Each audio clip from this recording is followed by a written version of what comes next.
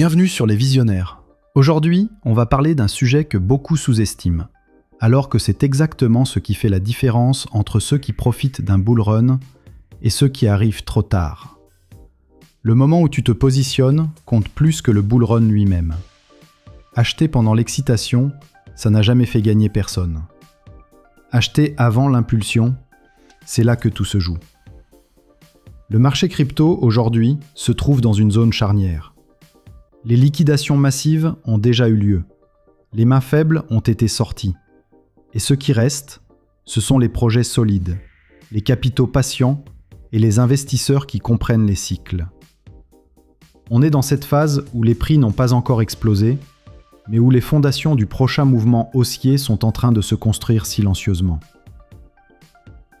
Ce bull run ne ressemblera pas au précédent. Il sera plus institutionnel que jamais. On parle de trillions de dollars disponibles via les ETF, de banques qui tokenisent des actifs, de blockchains qui servent à des usages concrets dans le monde réel. Les particuliers ne seront plus les seuls moteurs. Cette fois-ci, il y a des acteurs qui n'achètent pas sur des coups de tête, mais sur des thèses d'investissement à long terme. Et ce qu'il faut comprendre, c'est que les flux ne se distribueront pas sur 20 000 cryptos. Le marché fera le tri. Il se concentre déjà sur un petit groupe de projets qui combinent utilité, adoption, infrastructure et potentiel narratif. Dans cette vidéo, on va se concentrer sur les 10 crypto-monnaies qui, selon moi, ont le meilleur rapport entre solidité actuelle et potentiel d'appréciation dans ce cycle. Ce classement ne se base pas sur l'effet de mode ou les rumeurs, mais sur 3 critères simples. D'abord, la résilience pendant les corrections. Ensuite, l'utilité réelle dans l'écosystème. Et enfin, la capacité à attirer du capital pendant un bull run institutionnel. On va passer en revue ces actifs un par un, en expliquant non seulement ce qu'ils représentent, mais surtout pourquoi ils sont stratégiques avant le bull run. Si vous regardez cette vidéo jusqu'au bout, vous comprendrez non seulement quoi acheter, mais surtout pourquoi il faut se positionner avant l'excitation du marché. On commence maintenant avec le premier actif, celui qui ne laisse jamais de doute sur sa place dans le cycle, Bitcoin. On commence par l'évidence absolue. Bitcoin n'est plus une alternative, c'est l'actif d'ancrage du marché. Que l'on soit d'accord ou pas avec sa philosophie, sa place est incontestable. C'est la base de toute entrée institutionnelle dans la crypto. Les ETF spot ont complètement changé la dynamique. Chaque semaine, des centaines de millions de dollars sont injectés sans aucune intention de revendre à court terme. Ces positions ne sont pas émotionnelles, elles sont structurelles. Et ce sont elles qui fixent un plancher au marché. Bitcoin sert de réserve de valeur numérique, mais aussi d'indicateur de confiance globale.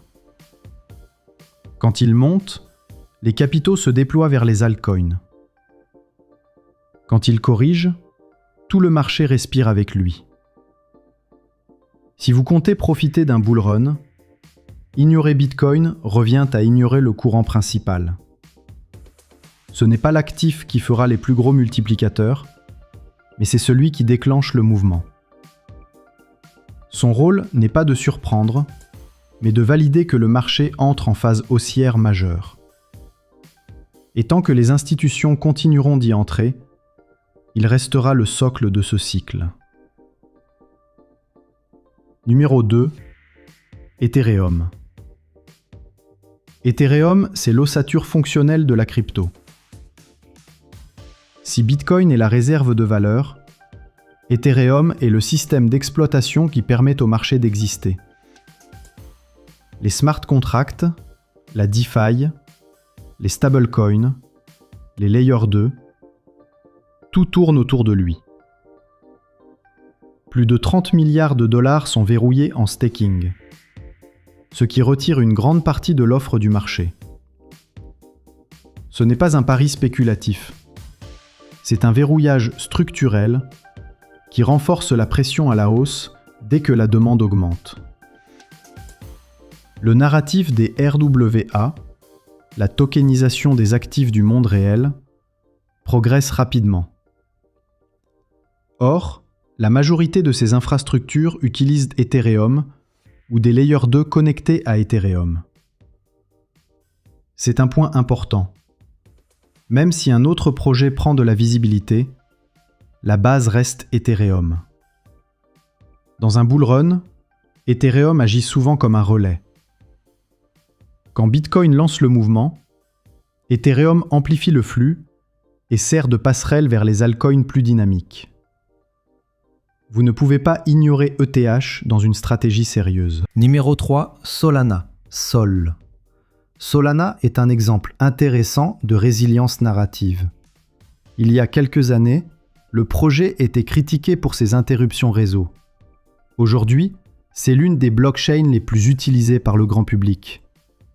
Gaming, finance rapide, NFT, paiement, Solana a réussi là où beaucoup échouent. Créer une expérience utilisateur fluide, rapide, presque invisible. Et dans ce marché, l'adoption compte autant que la technologie. Solana attire les développeurs, les capitaux et les utilisateurs retail. Ce n'est pas un projet qui vit dans les promesses. Il tourne à grande échelle, avec des volumes réels. Et dans un bull run, ce type d'actif réagit vite, car il combine spéculation et usage quotidien. L'autre point important, c'est la vitesse et les coûts. Là où certaines blockchains perdent leurs utilisateurs quand les frais montent, Solana garde un modèle ultra accessible. C'est ce qui lui garantit une place centrale dans ce cycle. Numéro 4. Chainlink. Chainlink est l'un de ces projets que beaucoup sous-estiment, simplement parce qu'il ne fait pas de bruit. Pourtant, c'est l'une des briques les plus critiques de l'écosystème crypto. Sans Oracle, les blockchains ne peuvent pas interagir avec le monde réel. Et sans Chainlink, la plupart des protocoles n'ont tout simplement pas accès à des données fiables. Aujourd'hui, la DeFi, les assurances décentralisées, les produits dérivés on-chain et surtout la tokenisation des actifs réels, RWA, s'appuient sur Chainlink. Si une banque veut tokeniser un actif du monde réel, ou si un protocole a besoin d'un prix fiable, il passe par Link. Ce n'est pas un projet à hype rapide, c'est une infrastructure. Et ce sont les infrastructures qui attirent les capitaux institutionnels dans les phases sérieuses de marché.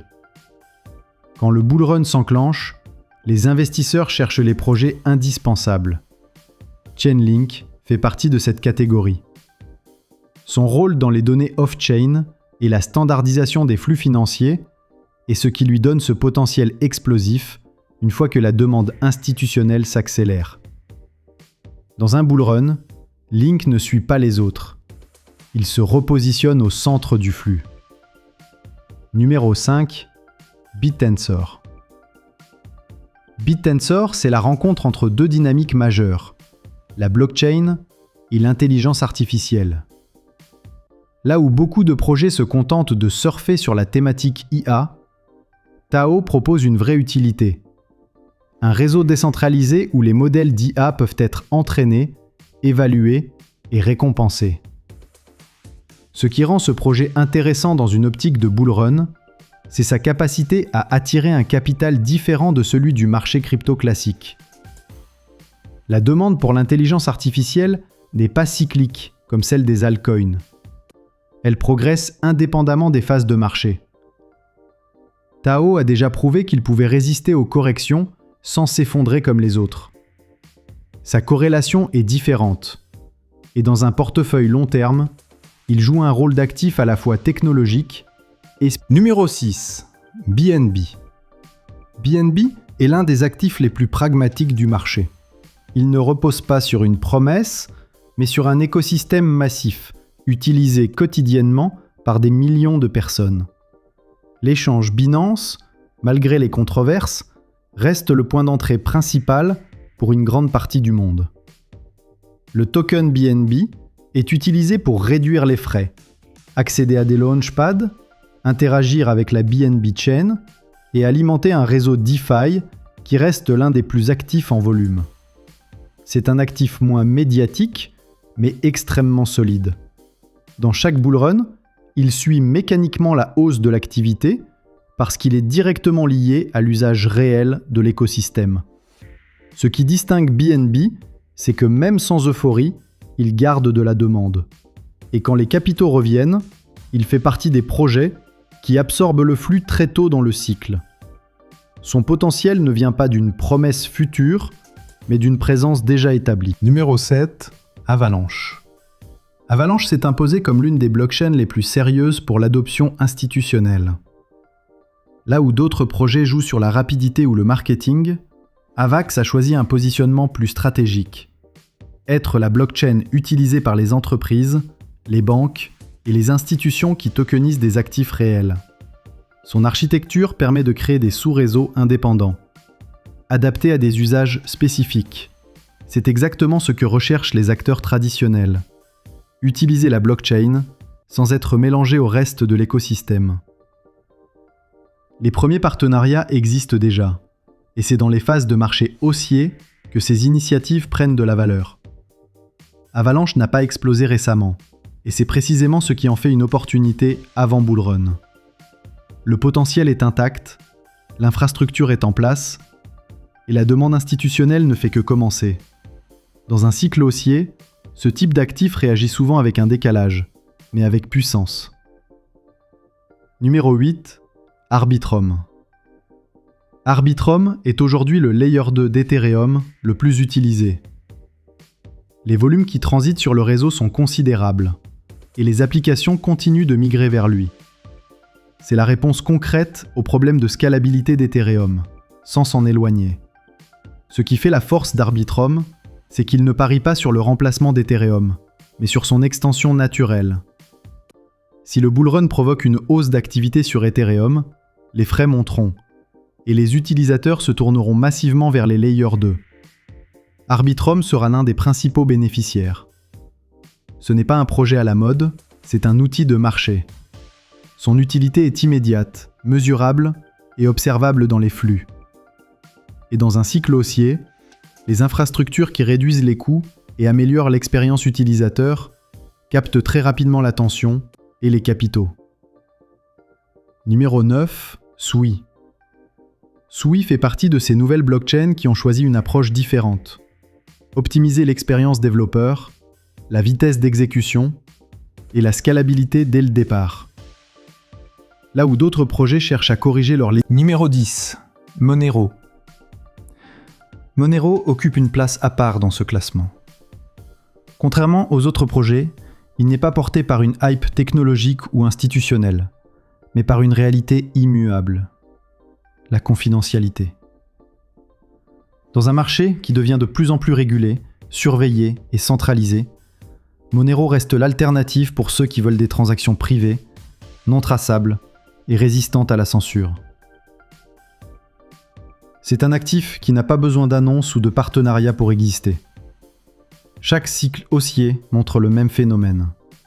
Quand la spéculation revient et que les capitaux circulent, Monero capte une partie des flux, en silence. Ce n'est pas un actif bruyant, mais il est toujours présent. Et c'est précisément ce qui en fait une position stratégique dans une optique long terme. Ce top 10 représente une approche équilibrée pour un bull run qui ne sera pas identique au précédent.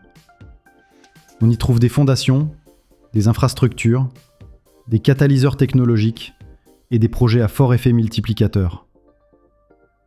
Bitcoin et Ethereum servent de socle. Solana, Chainlink et BNB captent l'adoption réelle. BitTensor et Sui représentent le potentiel émergent. Avalanche et Arbitrum structurent l'infrastructure institutionnelle. Monero conserve son rôle d'actif utilitaire et indépendant. La clé n'est pas d'arriver en plein mouvement, mais de comprendre les positions qui se construisent avant. Ceux qui réussissent un bull run ne se précipitent pas au moment où tout explose. Ils sont déjà en place au moment où le marché se retourne.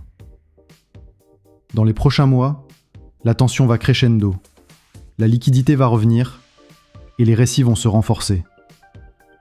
Mais le tri a déjà commencé. Se préparer maintenant, c'est se positionner là où le flux arrivera, pas là où il est déjà passé. Vous étiez sur les visionnaires. Restez lucide. Gardez une longueur d'avance. Et on se retrouve très vite pour la suite.